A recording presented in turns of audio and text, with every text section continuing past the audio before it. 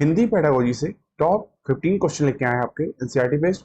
जितने भी क्वेश्चन आपके हिंदी पेडागोजी से हैं और ये आपकी 1 फरवरी 2023 को जो आपका सीटेट का पेपर हुआ था 1 to 5 के लिए, उसके ये प्रीवियस ईयर क्वेश्चन पेपर है। जितने भी क्वेश्चन है आपके आने वाले 4 दिसंबर 2024 को सीटेट का पेपर होने आ रहा है, उसके लिए बहुत ज्यादा इंपॉर्टेंट है। आई होप आप लोग अच्छे होंगे। स्वागत है आपका सेज स्टडी एक्सप्रेस में। सीधे होते हैं क्वेश्चन की ओर। वीडियो अच्छा लगे तो वीडियो को लाइक शेयर, चैनल को सब्सक्राइब करिएगा और इस वीडियो का पीडीएफ आप हमारे टेलीग्राम ग्रुप पर जुड़ के फ्री में प्राप्त कर सकते हैं। पहला क्वेश्चन देखिए क्या करा है।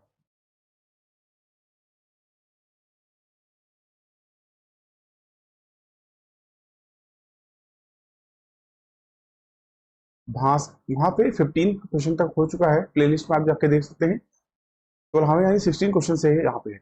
भाषा के बारे में कौन सा कथन सही है? सी ऑप्शन आपका राइट होगा। तो एक भाषा की कई बोलियां हो सकती हैं। भाषा के बारे में सही कथन है, एक भाषा के अंदर अनेक बोलियां हो सकती हैं, लेकिन एक बोली के अंदर अनेक भाषा नहीं हो सकती हैं। एक भाषा की विभिन्न बोलियों बोलने वाले परस्पर एक दूसरे को समझ लेते हैं, किंतु विभिन्न भाषाएं बोलने वाले दूसरे को समझ नहीं सकते। अर्थात भाषाओं की विभिन्न बोलियों में बोधगम्यता होती है। जैसे खड़ी बोली में जाता हूं बोलने वाला ब्रज भाषा का जो होगा वो बोलेगा जान लो, आसानी से समझ लेगा, लेकिन अंग्रेजी का आई गो नहीं समझ सकेगा। ठीक है, इस हिसाब से सी ऑप्शन आपका राइट होगा। अगला क्वेश्चन,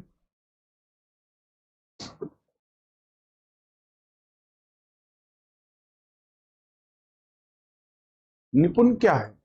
इस क्वेश्चन के लिए आपका बी ऑप्शन राइट होगा। तो निपुण मिशना विद्यालय के बहुत छोटे बच्चों में साक्षरता, पठन और संख्या ज्ञान समुन्नत करने का कार्यक्रम है। नई शिक्षा नीति 2020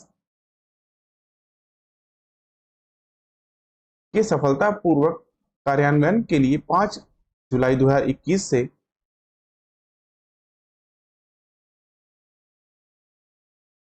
भारत के शिक्षा मंत्री रमेश पोखरियाल निशंक जी के द्वारा निपुण भारत कार्यक्रम की शुरुआत की गई थी। आपको बता दें, निपुण का अर्थ होता है national initiative for proficiency in reading with understanding and numeracy. दोस्तों, संख्यात्मक ज्ञान के साथ पठन में निपुणता निपुण भारत योजना का मुख्य उद्देश्य आधारभूत साक्षरता एवं संख्यात्मक ज्ञान को छात्रों के अंतर्गत विकसित करना है। ठीक है, बी ऑप्शन आपका राइट होगा। अगला क्वेश्चन, निम्नलिखित में से किसे ग्राह्य कौशल कहेंगे? ये ऑप्शन आपका राइट होगा, पठन और श्रवण। तो पठन कौशल लिखी हुई सामग्री को पढ़ते हुए उसका अर्थ ग्रहण करना ही पठन कौशल कहलाता है। वहीं श्रवण कौशल, तो श्रवण कौशल जो होता है किसी का वाचन सुनने और सुनकर अर्थ एवं भाव को समझने की क्रिया ही श्रवण कौशल कहलाती है। ठीक है, वाचन तथा लेखन आपके अभिव्यक्त्यात्मक कौशल के अंतर्गत आते हैं। ठीक है, ए ऑप्शन आपका राइट होगा। अगला क्वेश्चन, बहुभाषावाद क्या है? सी ऑप्शन आपका राइट होगा। बहुभाषावाद विद्यालय में शिक्षार्थियों की भाषाओं का शिक्षण अधिगम है। बहुभाषावाद या बहुभाषिकता से तात्पर्य है एक से अधिक भाषाओं के प्रयोग से है। दोस्तों, किसी बच्चे के द्वारा एक से अधिक भाषाओं का प्रयोग बहुभाषावाद कहलाता है। सी ऑप्शन आपका राइट होगा। अगला क्वेश्चन, कक्षा 2 के एक अध्यापक ने अपने विद्यार्थियों से कहा कि वे शब्द संपदा सीखने के लिए अपने घर के हुआ वाहन वाले अपने खिलौने लेकर आए। भाषा शिक्षण शास्त्र की दृष्टि से ये खिलौने क्या है? बी ऑप्शन आपका राइट होगा। दोस्तों, कक्षा 2 के एक अध्यापक ने अपने विद्यार्थियों से कहा कि वे शब्द संपदा सीखने के लिए अपने घर से हुआ वाहन वाले अपने खिलौने लेकर आए। भाषा शिक्षण शास्त्र की दृष्टि से यह खिलौने वास्तविक सामग्री रियलिया हैं। आपको बता दें, वास्तविक सामग्री के माध्यम से छात्र पाठ को आसानी से समझते हैं तथा सीधे संपर्क में आकर सूक्ष्म चिंतन की ओर अग्रसर होते हैं। ठीक है, इस हिसाब से बी ऑप्शन आपका राइट होगा। अगला क्वेश्चन, कक्षा 3 की एक बालिका शब्दों के प्रत्येक अक्षर की ध्वनि समझ लेती है, पढ़ लेती है। वह क्या करने का प्रयास कर रही है? बी ऑप्शन आपका राइट होगा, संकेत खोलना यानी डिकोडिंग। कक्षा 3 की एक बालिका शब्दों के प्रत्येक अक्षर की धुन समझ लेती है अथवा पढ़ लेती है। वह संकेत खोलना यानी डिकोडिंग करने का प्रयास कर रही है। डिकोडिंग सीखने के लिए बुनियादी आधारभूत कौशल बच्चों के शब्द पहचानने की क्षमता है। आपको बता दें, जो बच्चा शब्द और उसके अर्थ को जितनी बेहतरीन तरीके से समझ सकता है, वह संकेत खोलना अथवा डिकोडिंग के कौशल को उतनी ही अच्छी तरह से सीख अथवा समझ सकता है। ठीक है, बी ऑप्शन आपका राइट होगा। अगला ऑप्शन, पहली कक्षा की अध्यापिका ने कक्षा की दीवारों पर हम इस तरह से जगह छोड़ी हुई है कि बच्चे बच्चे जो है कीरम कांटे यानी स्क्रिबलिंग बना सकें, चित्रकारी कर सकें। बच्चों की इन गतिविधियों को क्या कहेंगे? ए ऑप्शन आपका राइट होगा, आरंभिक साक्षरता। तो पहली कक्षा की अध्यापिका ने कक्षा की दीवारों पर इस तरह से जगह छोड़ी हुई है कि बच्चे कीरम काटे यानी स्क्रिबलिंग बना सके, चित्रकारी कर सके। बच्चों की इस गतिविधियों को आरंभिक साक्षरता कहेंगे। दोस्तों स्क्रिबलिंग जो है, स्क्रिबलिंग में छोटे बच्चे आमतौर पर अपनी कलम और पेंसिल को आगे पीछे या ऊपर नीचे की स्थिति में घुमाते हैं या तथा आड़ी तिरछी रेखा बनाकर लिखने का प्रयास करते हैं। ठीक है, ए ऑप्शन आपका राइट होगा। अगला ऑप्शन, अधिगम के शुरुआती वर्षों में कौन सा उद्देश्य तुकबंदियों और शिशु गीतों का नहीं है? डी ऑप्शन आपका राइट होगा। तो अधिगम के शुरुआती वर्षों में तुकबंदियों और शिशु गीतों का उद्देश्य नहीं है व्याकरणिक क्षमता का विकास करना। अगला ऑप्शन, डिसलेक्सिया से क्या हासिल है?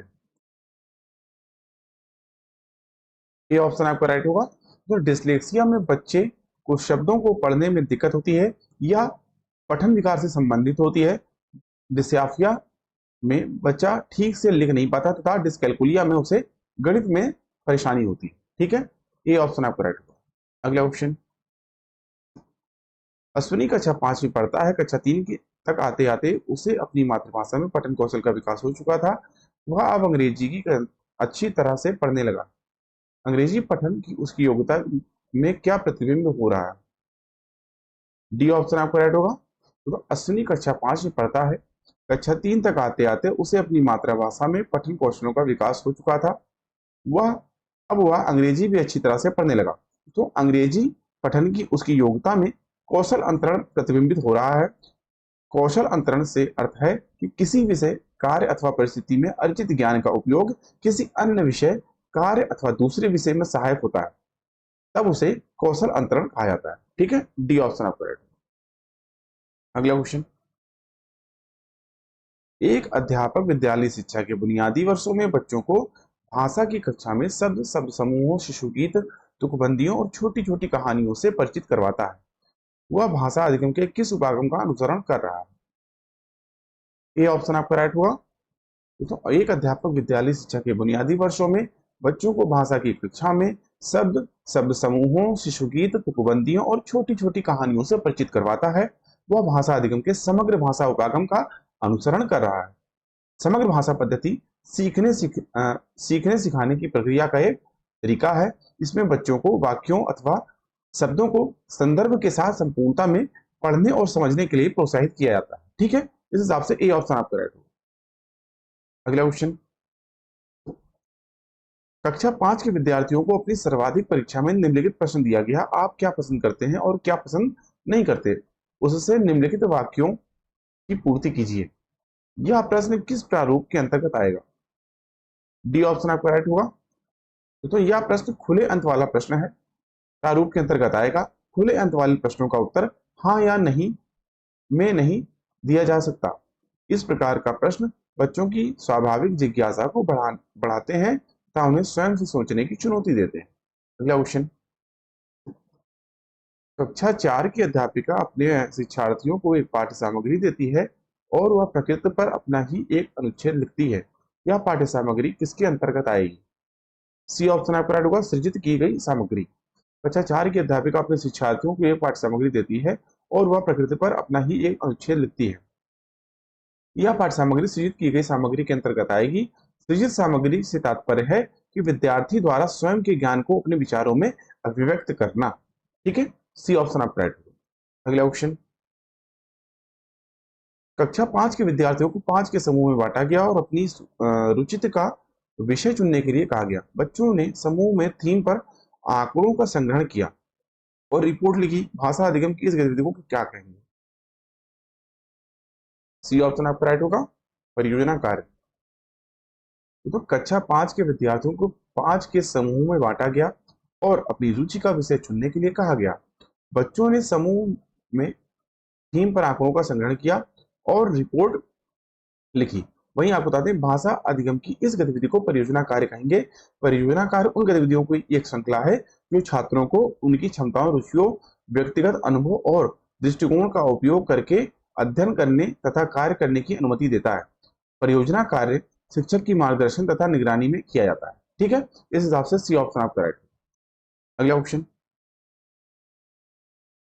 विद्यालयी बच्चों में भारतीय भाषाओं को समुन्नत करने वाला भारत सरकार के कार्यक्रम को नाम बताइए।